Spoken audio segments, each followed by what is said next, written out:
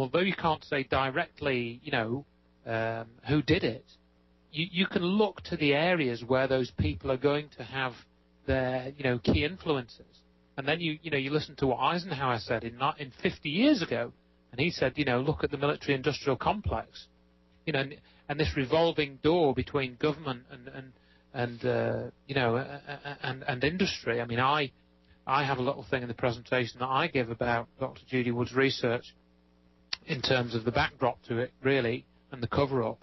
And I've got this little clip of Norman Mineta, and he has this clip with Lee Hamilton where he's saying, he's in this bunker with Cheney, and Cheney refuses this shoot-down order. It's a very peculiar little bit of testimony that have people up in arms, a bit like the Larry Silverstein thing.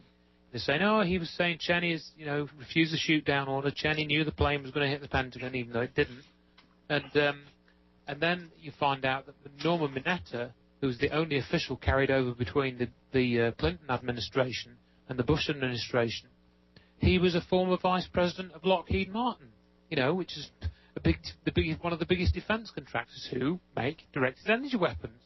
So, if people look at these connections, I mean, I found out myself in about 5 minutes, and if people are not going to look for these things, then they ain't going to find the truth, and they're not going to find the perpetrators. And, in fact, all this thermite nonsense, it's a complete blind alley to lead you away from the perpetrators, because it's been set up by the perpetrators to do just that. And that's the way it is. Well, I find it astounding, too. I listen to Richard Gage and these other guys. We need a new investigation. God, it's just over and over. And then they want to discredit NIST. Let me read from a letter here. NIST, this is a letter that Dr. Judy Wood got. And, by the way, it's in the NIST report in the footnotes if you read it. You have a letter. I'm looking at a letter. Hang on. It's in the footnotes, but it could be possibly ambiguous. And I wanted it clarified. And they clarified it nicely. It's not ambiguous in the letter to me. I'm going to read here. So, July 27, 2007. It's to Dr. Judy Wood, and I'm quoting: NIST only investigated the factors leading to the initiation of the collapses of the WTC towers, not the collapses themselves. End quote. Back in a minute. I want to hear a comment on that. Why would we talk about a NIST report when they didn't even investigate anything? Back in a minute. Okay, we're coming back on the air here, and well, first of all, I want to finish addressing the issue. We got a couple of questions here from callers' comments in. But Dr. Judy Wood, would you continue on addressing why would we talk about the NIST report when I just read here it said the NIST only investigated the factors leading to the initiation of the collapses of the WTC towers, not the collapses themselves. So, from my perspective, which I do legal research, it's a non-issue. The NIST report is a piece of junk. So why would you go to try to discredit it when they didn't even investigate it? That response, that was in response to my statement that their analysis violated the laws of physics. It violated the conservation of energy and conservation of motion, momentum. They said, no, it didn't, because the building, essentially, they're saying that the building was standing as long as it was standing. So it couldn't be violating the laws of physics because it was still standing. And they are not responsible for that moment on when the buildings quit standing. So right there, it's like they're not giving an analysis. They don't have to be accountable for the analysis. Which means their analysis is junk. So why would you want to discredit something when they say we didn't really investigate it? It didn't happen. Yeah, so why? It's just illogical. Why would you spend any time when they already have admitted there's no real analysis from after the moment the buildings were standing when the first little pebble fell? They gave a hypothetical scenario. Had nothing to do with what really happened. So that means it's junk. And then the other people that were on the committees have discredited it too. So why would you spend any time, like in the international hearing in Toronto, wanting to talk about a report that they said we didn't really investigate it. We just made up a hypothetical what if, and who the hell cares? I like what Thomas Potter has been posting around on various places on the Internet. If you want to know what happened on 9/11, you want an investigation, it costs you $39.95 plus shipping. If you want a cover-up, it costs you $200 plus airfare there. and logic. Yeah, to go to a bunch of people. I looked at all of their people. We got politicians. We got psychologists. We got theologists. We got a couple of chemists there. Niels Harrod is one, and he said it might be energetic thermite or thermate, nanothermite, might be energetic or even explosive. That I read in an affidavit in the Gallup appeals thing. A couple of other chemists, and that's it. You have more qualifications than the whole lot put together, and you weren't invited. No, they don't want to know what happened. Look over here. Don't look there. Look over here. Look at this distraction. And I got it from talking to Gorley. I talked to both of the sponsors. And what they were doing is assembling a bunch of people to use their name to give credibility to a whole bunch of nonsense by a whole bunch of people. We have a hearing for a bunch of dentists, but we don't invite the dentists. We have a hearing for relativity, but we don't invite the physicists. We invite politicians and theologians and psychologists, and give me a break. It's shocking. And like you say, that $200, and if you want a bunch of nonsense, that would be the way to go. Just some comments here, address quickly, and we also need to get into the Hutchinson effect and some other things which are really important. A couple of callers have put in, wondering about the airplanes, where the passengers were or not. Could an airplane cut into buildings like butter, which seems beyond belief, and also about does the gold melt, and why didn't it flow to the bottom of the basement? Where's all the molten metal?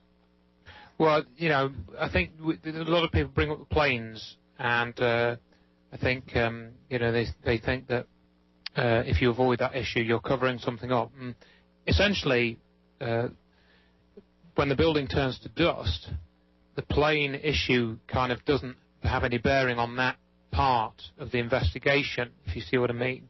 Except there's something to argue about and to get distracted about and go round. Exactly, but whether these planes actually struck the towers or they didn't, in either case, the rest of the steel structure wouldn't have turned to dust as it did.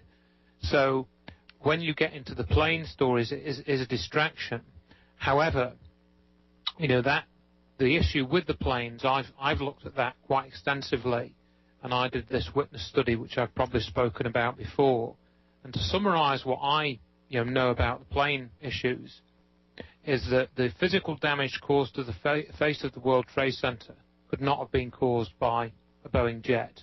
And Dr. Wood's book covers that, I think, in the first few pages, looking at the issue of the plane-shaped holes and that sort of thing. But that's not the central part of the investigation. But looking at things like where did the passengers go, well, I have a bit in the presentation that I give where I try to sort of give my conclusion about the plane story. And essentially, I think that because of the military exercises that were going on that day, they were able to inject some stories about hijacked planes into the system, and then that was also fed out to the media at the appropriate points. What the witnesses saw in New York City, you read the witness accounts, and they actually conflict quite considerably when you study the first responders' accounts. Some say they saw planes, some didn't. Some of the videos have sort of conflicting appearances in them. Some of the photographs apparently claim to be from different cameras, but they're actually the same picture. You superimpose them. So there's all kinds of anomalies with the plane stories, which I've looked into. And, basically, as I see things, there are no large pieces of plane found at any of the crash sites, no serial numbers.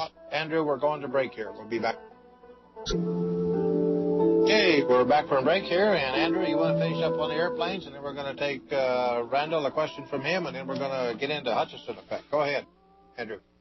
Yeah, so just to look at the plane issue, I mean, the plane's story is very peculiar when you look into it.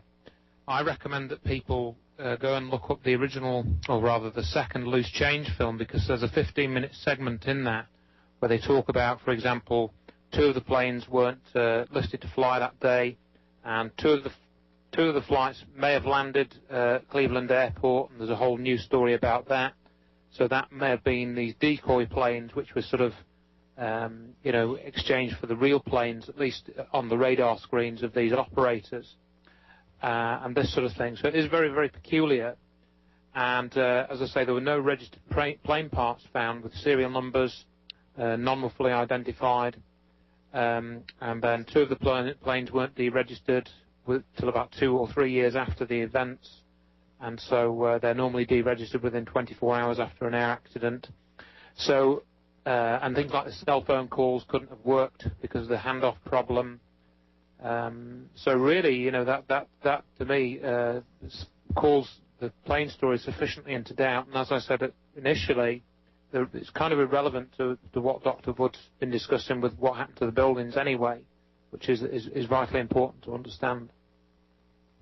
Right, because there were 7 buildings came down and 2 airplanes. So how did the other 5 buildings get involved with no airplanes?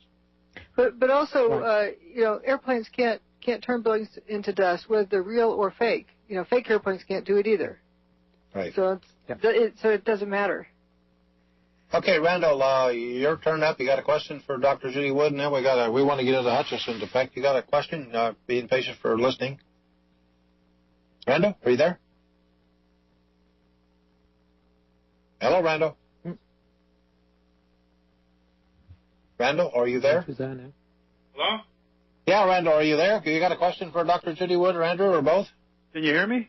Yes, we can. Go ahead. Okay, good. Yeah, for some reason it couldn't come through.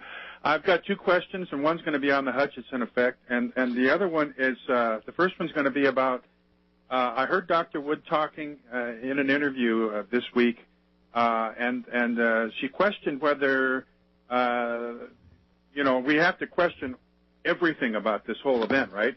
And she questioned, did $2.3 trillion go missing? And so we had Cynthia McKinney interviewing Donald Rumsfeld in front of a congressional commission on September 10th. And so, you know, and now we've got Cynthia McKinney up in Toronto at this phony Truth Commission. So I don't know about anybody else, but my antennas went, you know, full modulation when I saw her up there with that phony event. And, okay, what's your second question? Okay, well then, so my first question is going to relate to if the 2.3 trillion may not have gone missing, then why would the Project for a New American Century kind of implicate themselves 2 years in advance or more about a new Pearl Harbor? You know, what would be the point of that? Did they, you know? And then the second question is, I live in Arkansas, and I was here when the bird kills happened and the fish kills happened, and so the bird kills, the forensic analysis was stated that it was from blunt force trauma in midair. Okay, and it was one species of bird. And then the fish that got killed, that was one species of fish that got killed. Well, there's more than one species of bird in the air, and there's more than one species of fish in the river. And so what I noticed, sort of a strange phenomenon, and I can't remember which event it was, but I've got a wood stove, and the wood stove's got a vertically mounted fan underneath the firebox. And I just maybe 6 months earlier bought a new motor for that thing. And for some reason, during one of those events, the motor started vibrating. It started going, you know, and I thought, oh, okay, hell, I just thought... let me interrupt you there. Let me address that, too, because we're running out of time here. We want to get to Hutchison effect. Thanks for your... Do you either one of you want to address that, or we want to go into the Hutchison effect? I forgot what the earlier statement was. I remember what it was. Yeah, about the 2.3 or whatever. What I would like to ask in return is, you know, sort of a redundant kind of question. Do you think those who planned 9/11 just forgot to plan a cover-up? No, but I'm just thinking about Cynthia McKinney, and like I had blood invested in her. And there's all sorts of distractions, like, you know, the plane argument back when planes, no planes, planes, no planes. Even when that doesn't even matter what happened to the building. And same with the 2.3 million. It doesn't matter if it was or wasn't. It's a distraction like the planes that gets people looking away from what actually did happen. Right. Yeah. Okay. Well, thanks for calling. I want to get back to the Hutchison effect, but thanks for calling, Randall. Let's go ahead and get we're running out of time here to get Hutchison effect, which is really an important part of this whole thing. Yeah.